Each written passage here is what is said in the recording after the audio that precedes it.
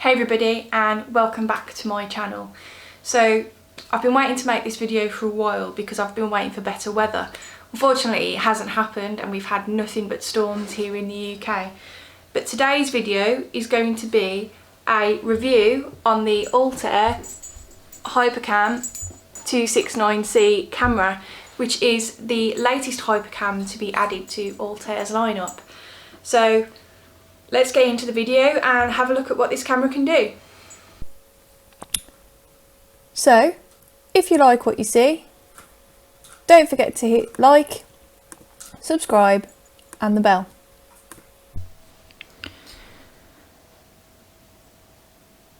So this is the Altair Hypercam 269C camera. You'll notice it comes in the normal sort of purple chassis. Some people love that purple, some people hate it. I quite like it. But you'll notice this form is very familiar if you've owned one of Altair's Pro Tec cameras before.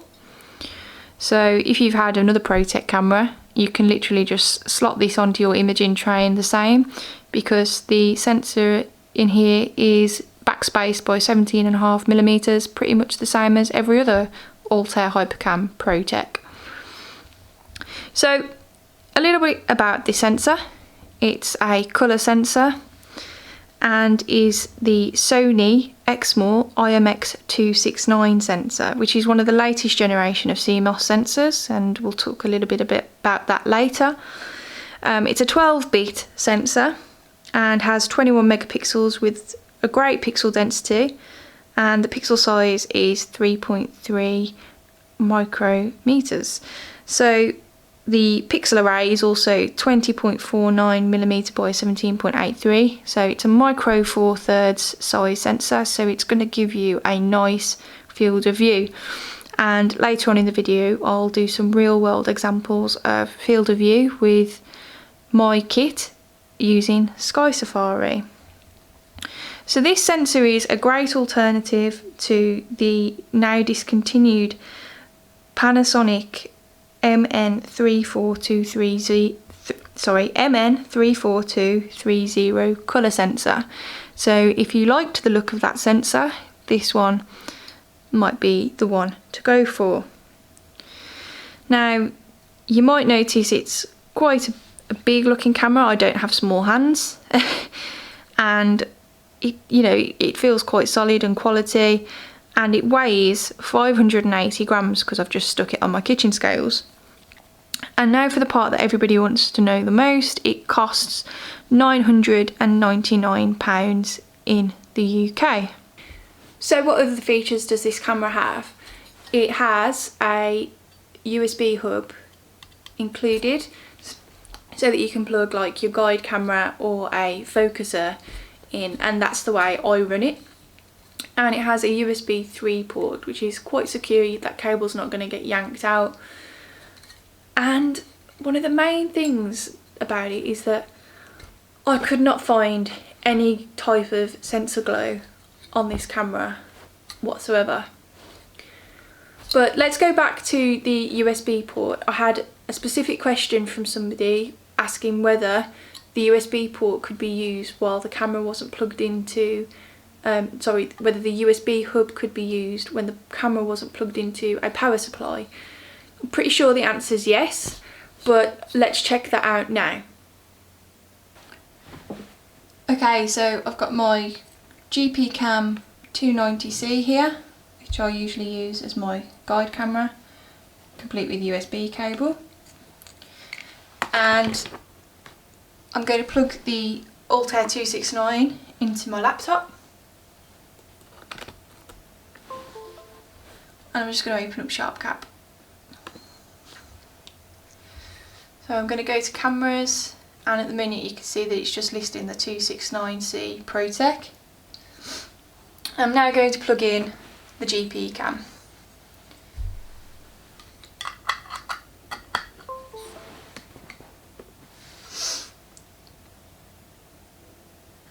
And you can now see that it's listing the 290C as well.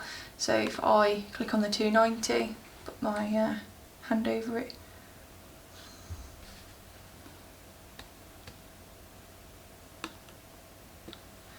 there we go.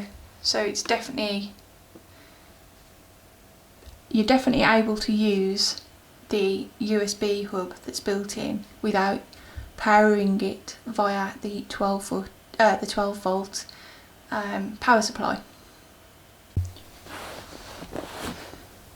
Another question someone's asked me about is what the power supply is kind of rated for. So I can zoom in on this information.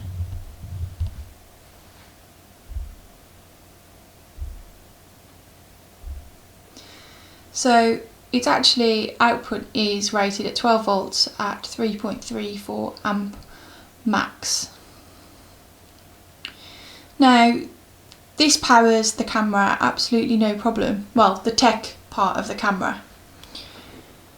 You actually only need the power supply for the tech, because you can take images without it, you can run the fan part of the camera without it, but I just run the tech either via this power supply, but I actually use a Pegasus Pocket Power Box, and the cables that come with that Pegasus Pocket Power Box fit this no problem, and I tend to use that to power my camera.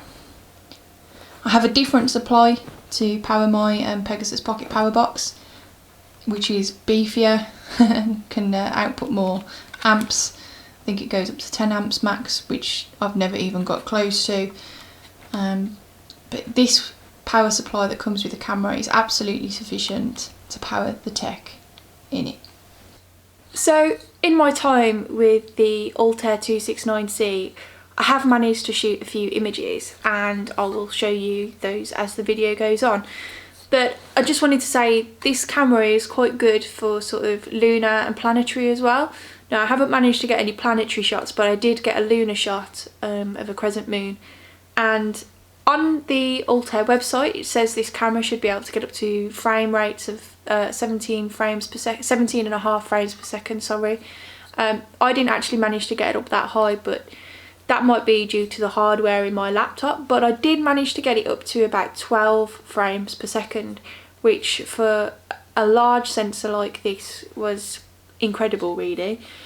If I use the ROI function, obviously that frame rate went up massively. So here's my lunar shot with the 269.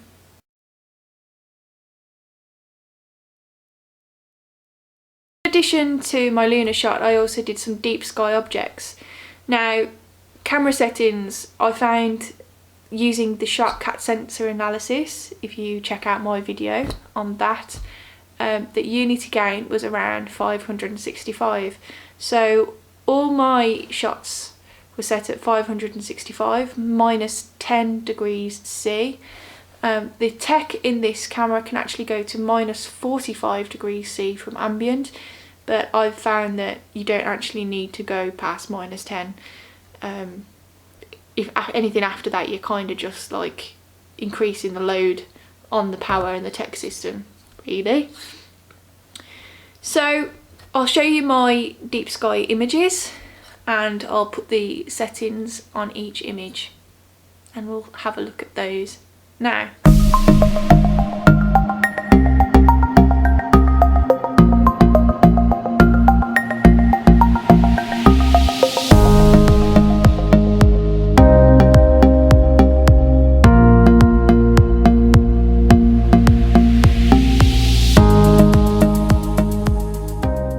I just wanted to touch upon the darks thing. I shot a couple of those images without darks, and I just used dithering to get rid of the fixed pattern noise. I have included a couple of dark frames here so that you can have a look to see if you can see any sensor glows. This camera is certainly different to the likes of other cameras which do suffer with sensor glows or starburst patterns, in the fact that it doesn't have any. So you can have a look at those dark frames now.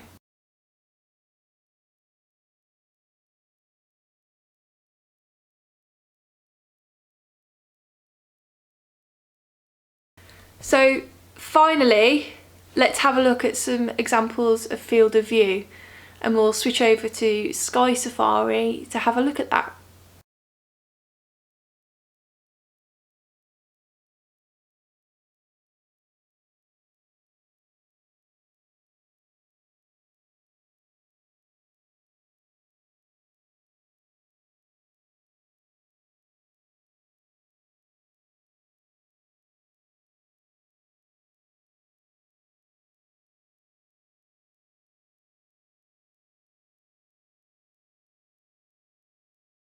I just wanted to finish off by saying that I think this camera is a great camera, and if I was moving from a DSLR to an Astro camera, this one would be quite high on my list on the ones that I was looking for.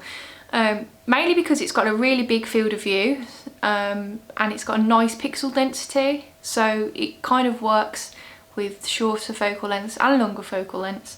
I believe Altair are kind of pitching it between the 183 and the 294 anyway.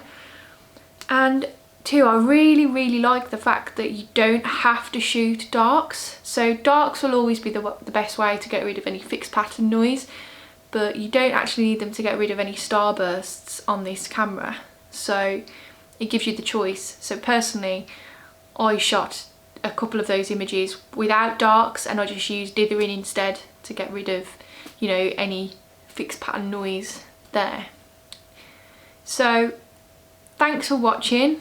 Let me know what you think of the 269 in the comments below, or if you're thinking of getting a new Astro camera, let me know if I can help. And as always, thanks for watching. I really appreciate all the support. I just wanted to add as well that a couple of days ago I was nominated and elected to be a fellow of the Royal Astronomical Society, and a lot of it I think is because I do a lot of videos and outreach as well, so thank you for all the support there. And let's wait for the next video. I think it might be that video on flats. So I'll see you next time, and thanks again. Bye.